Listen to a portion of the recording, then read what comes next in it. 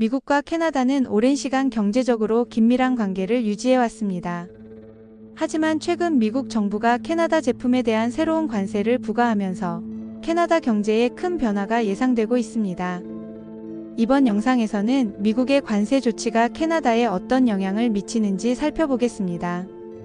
이번 관세 부과 조치는 캐나다 경제에 여러 가지 부정적인 영향을 미칠 것으로 예상됩니다. 첫째, 수출 산업 위축입니다. 캐나다의 주요 수출품 중 하나인 철강과 목재는 미국 시장 의존도가 높습니다. 관세로 인해 제품 가격이 상승하면 미국 내 기업들이 캐나다 제품 대신 다른 국가의 제품을 선택할 가능성이 커집니다. 둘째, 일자리 감소 가능성이 큽니다.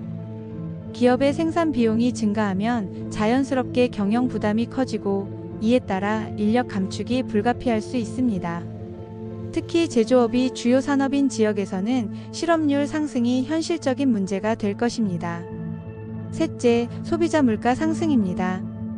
건축 자재, 자동차 부품 등의 가격이 오르면 캐나다 소비자들도 결국 그 부담을 떠안게 됩니다.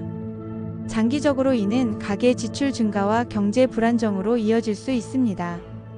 이에 대응해 캐나다 정부는 미국산 제품에 대한 보복 관세 조치를 발표했습니다.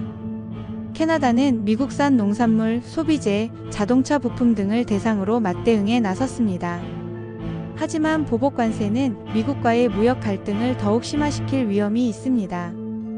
양국 간 무역 전쟁이 격화되면 기업들의 부담이 커지고 결국 소비자들에게도 부정적인 영향을 미칠 가능성이 큽니다.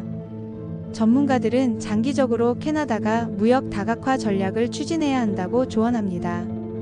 미국 의존도를 줄이기 위해 유럽, 아시아 등 새로운 시장을 개척하는 것이 중요해지고 있습니다. 또한 캐나다 기업들은 기술 혁신과 생산성 향상을 통해 경쟁력을 높이는 방향으로 나아가야 합니다.